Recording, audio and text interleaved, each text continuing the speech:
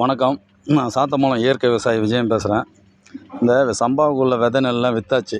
விற்றுட்டு கொஞ்சம் கொஞ்சம் ஒரு மூட்டை, முக்கால் மூட்டை இப்படி இருந்ததெல்லாம் வெவிச்சு காய வச்சுருக்கோம். இது எதுக்குன்னு கேட்டிங்கன்னா, இன்றைக்கி அமாவாசை, மிதமான வெயில் அடிக்கும். அதனால் இன்றைக்கி காய வச்சு சாப்பிட்டா ரொம்ப நல்லா இருக்குங்கிறதுக்காக இன்றைக்கி எல்லாமே இது வெள்ளைக்கவனி, எல்லாம் புழுங்கல். இது கருப்பு கவனி,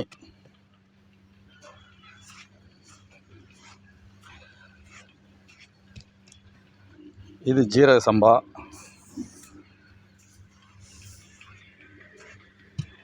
இது மணிச்சம்பா. அந்தந்த அரிசியில் 3 மருத்துவ குணம் இருக்குது. இருந்தாலும் இது இது இது கொத்தமல்லி ஜீரக சம்பா, இது நாட்டு பாசுமதி,